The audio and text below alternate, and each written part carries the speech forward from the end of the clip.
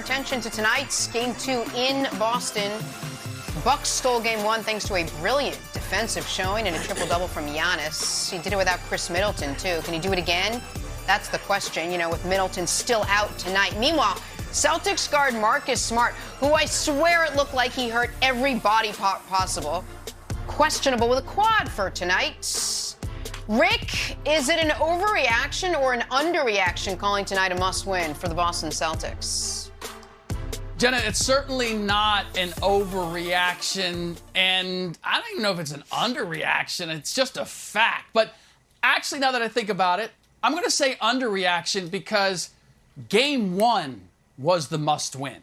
And of all of the second-round series, I did not expect that the most dominating, lopsided performance would be between the Milwaukee Bucks and the Boston Celtics. But that is exactly what we saw. And what I believe is being overlooked, or has been overlooked with these Milwaukee Bucks, is the fact that Giannis Antetokounmpo is a completely different player. Not completely. Certainly a massive upgrade from the Giannis Antetokounmpo that began the playoffs last year. He grew through the playoffs and then continued to evolve over the course of this season. And this is a different Milwaukee Bucks team. Last year's team was basically 6 deep. They didn't have a whole lot of depth, and as a result, the absence of a Chris Middleton would impact them in a big way. This is different.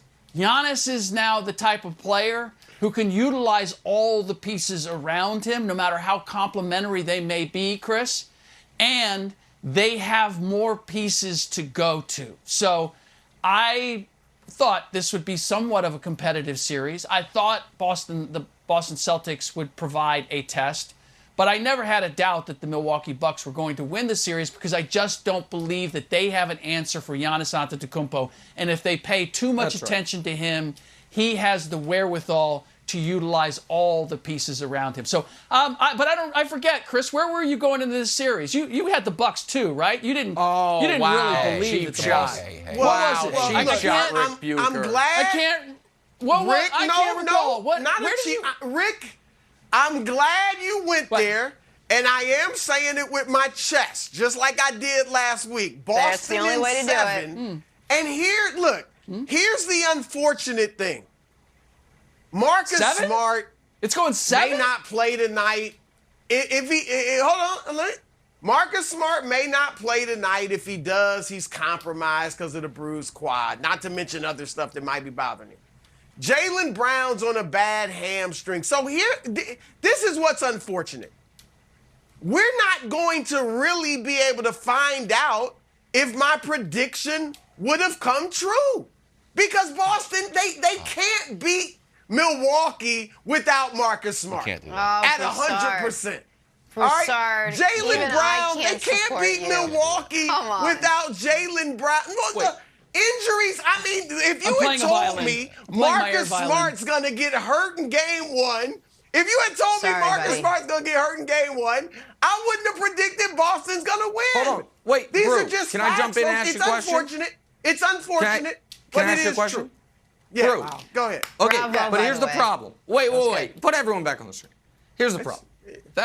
But now you know what happened in Game 1. You know Marcus Smart has a bruised quad. You know Jaylen Brown is banged up. So now I get second day in a row, pick amnesty with all the available information to you from everything you have seen. What is your pick for this series? Well, but here, look, Nick, I don't want to, take integrity. You're big on take integrity. Stop playing defensive back. You're big on take integrity. So, I'm just saying, I don't want to flip-flop based on injuries, but we all know. We just know.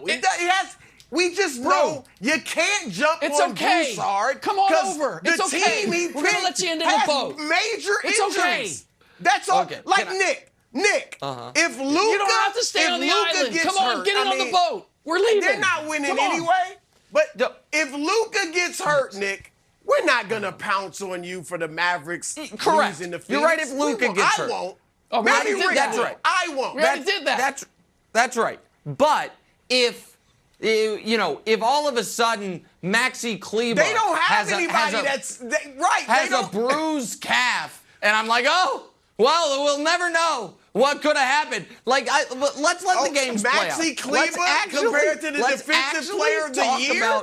Wasn't Marcus Smart the defensive player of the year? Okay, all right. So I mean, you're acting like he's Peyton Pritchard. The Mavs don't have it. The Mavs don't have anyone other than Luka, which is why he's so brilliant. Like, there's no one they to don't compare have depth. But hold on. Right, they have nobody else outside of Luka. Really? Let me just steer it towards the game for a moment. Because Wilds, I have a prediction for this evening. I do think it's a must-win for the Celtics, and I don't think they're going to get it. Because here's why. I agree. I think Giannis has elevated to a level where he is almost always excellent, but can raise his game to an even higher level of excellence when the stakes demand it. And I think Giannis, like a great white shark, right now smells blood in the water. And I think Giannis knows if I go out there tonight and I have a 38, 16, and 7, this series is over. Boston is dead. And Giannis was great on defense, great passing in game 1, oddly inefficient, though, in game 1. I think Giannis, here's the prediction. I think Giannis has a 20-point first half tonight, and I think he puts a chokehold on this series. And because I think he knows that it's one thing to go up 2-0, it's another thing to go up 2-0 when you're the road team, and I think that's what he's going to do. I think that's a solid take. Dallas. But here's another solid take. Celtics will win tonight. Broussard, everyone's ganging up on you. Let's go. Come back to us here. Celtics will win tonight. Why did they lose? It's not because they took a lot of threes. It's because they settled for a lot of threes. They took 50 threes in April against the Bucks. They lost. They took 53 against the Bucks the game 1. They lost. Now, there's going to be a point, and this is to all the Celtics players, and if you're under 24 years old and you grew up playing in the Steph Curry era, this is going to be painful for you to hear. Not every three-point shot is a good shot, even if it's pretty much open. That's what the Bucks want. So I want one of the Celtics, maybe it's Peyton Pritchard, maybe it's Jaylen Brown. Say, you know what? Boom. Oh, I could probably get this 3 off, and I've been trained by everybody in the media that loves the three-point shot. I got to take it. 3's worth more than 2. Do not settle for the 3. Get into the paint. Make a little mid-range jumper. I know it is a very mid-90s thing to say, but Broussard, that is your sweet spot, buddy. Few mid-range jumpers. Get in the paint. Just stop shooting so many 3s. Celtics win this one. I would like to see more mid-range jumpers, Wilds. I think we will. And they got to attack the rim. And I know Milwaukee is huge, but attack the rim and get fouled. Maybe go to the foul line. But I got to throw this in because now that we've established I can't be held to that pick because of the injuries, I do have to say this. No, we didn't establish Milwaukee gets better. No, we did not. It is a must-win. When did we establish that? It's just facts, guys. I mean, come on. Like, it's just real. It just is what it is. But that's neither here nor there. Jenna, it is a must-win because the Bucks have proven they do get better as series go on, right? They split with Chicago in the first 2 games, then won the next 3.